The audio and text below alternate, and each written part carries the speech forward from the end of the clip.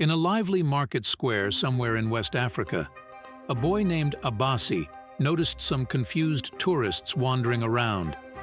They looked like they'd traveled a long way, maybe 300 miles or more, searching for a magical medicine. This medicine seemed to be something special, drawing people from far-off lands to seek its mysterious healing powers. Abasi, curious and kind-hearted, felt a longing to help these travelers who seemed lost. Despite their differences in language and customs, Abasi was determined to extend a helping hand to these strangers. With open-hearted empathy and a touch of youthful bravery, he sought help the couple, although he didn't really understand their language. In the midst of the bustling market, Abasi, sensing the strangers' confusion, approached them with a warm and weary voice that bore the wisdom of someone beyond his years. "Good morning, beautiful people from beyond the seas," Abasi murmured softly, his earnest gaze speaking louder than his words. "I've come through the crowd to reach you. I don't mean to cause trouble. I'm just a young boy, but I want to help. You seem more lost than anyone I've seen in a long while. Let me lend you a hand and guide you to where you need to be." The weary travelers, who had nearly escaped some opportunistic pickpockets, decided to trust the young man. After all, what would a young boy of 7 think about doing with their belongings? They saw in Abasi a sincere desire to help, and it felt like they had met their Samaritan in their moment of desperation.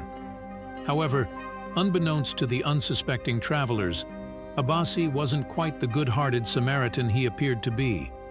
In reality, he was deeply intertwined with the network of thieves that thrived within the market square. The leader of this network was a huge and fat man named Joseph. Joseph, as locals call him, was known for picking young men on the streets of the market with the aim of providing food and shelter for them. Abasi was among the lucky ones. He was picked at the age of 2 after his lost sight of his parents. "Where are you headed to, my beautiful pale friends from beyond the seas?" Abasi gently inquired, his voice tinged with a mix of concern and curiosity. Looking down at the earnest young boy, the woman, named Gemma, responded in a solemn and melancholic tone.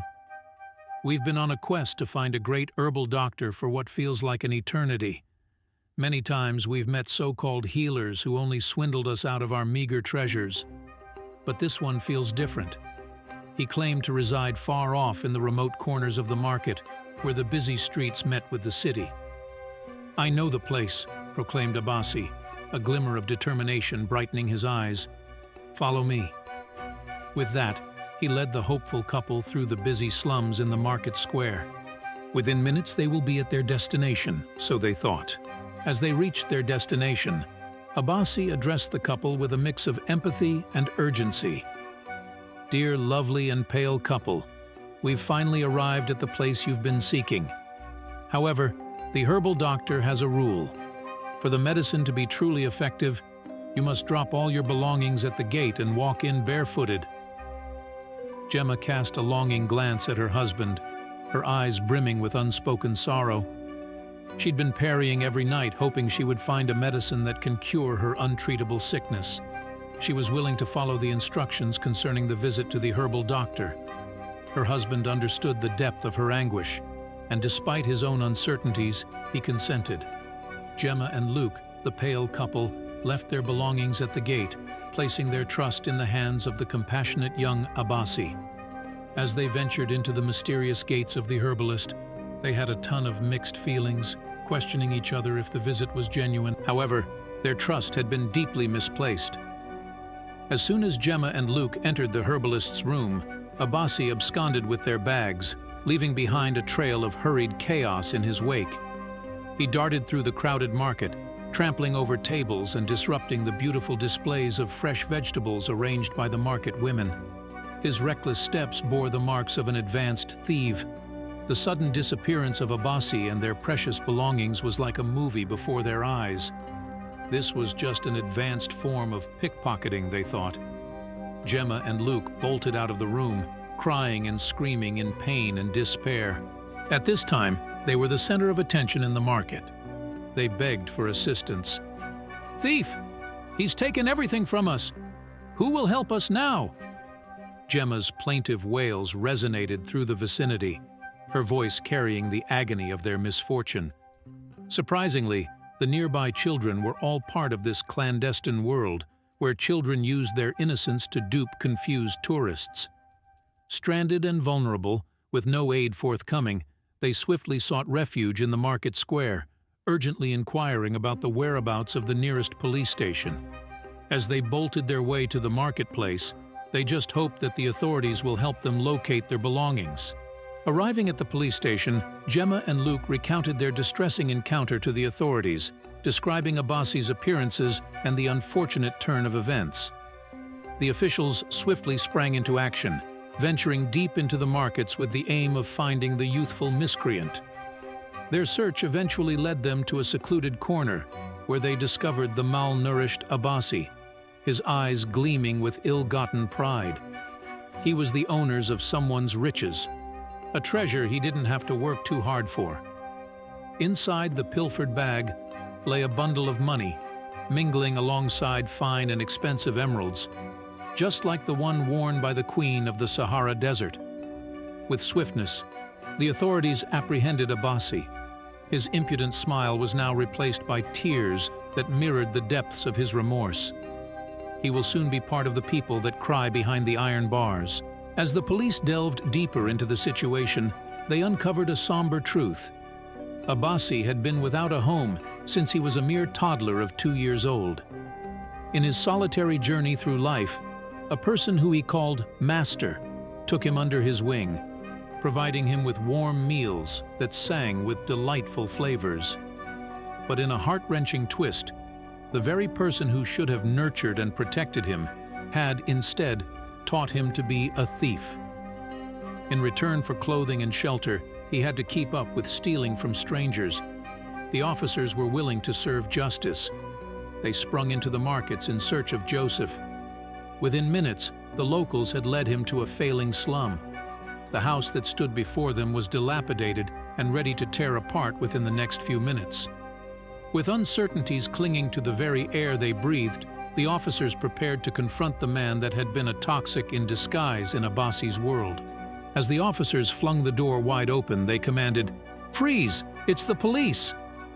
Inside, seated on a worn-out, crumbling chair, was a man as immense as a whale, surrounded by an array of delicate feasts laid out before him.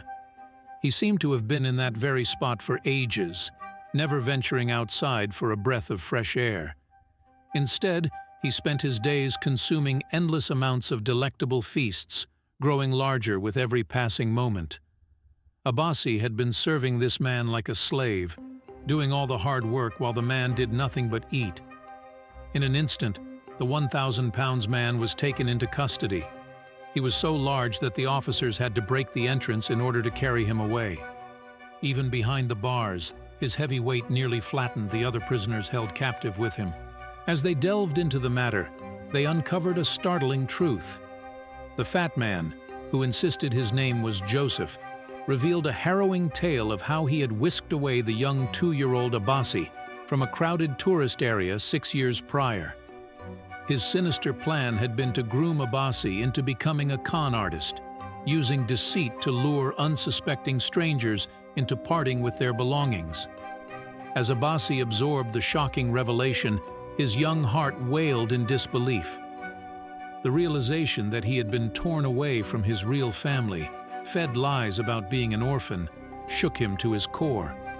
Bewildered and enraged, Abbasi tore his garment in two and let out anguished sobs, casting curses upon Joseph for the suffering he had endured.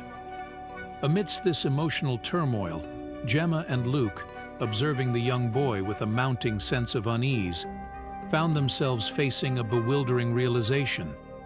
It seemed that there was a connection between the young boy and themselves that transcended the bewildering circumstances they now found themselves entangled in. As they took a closer look, they noticed a birthmark on Abbasi's chest, shaped exactly like a peach. This discovery triggered a flood of memories for Gemma and Luke. They recounted a heartbreaking ordeal from years ago when they had visited West Africa to celebrate their yearly anniversary, accompanied by their 2-year-old boy, Lucas. who also bore a birthmark in the shape of a peach. After a day filled with joy, they suddenly lost sight of him. Their desperate search for their lost son lasted for days, then weeks, and ultimately stretched into months and years. Throughout this agonizing time, the couple lived with the pain of infertility.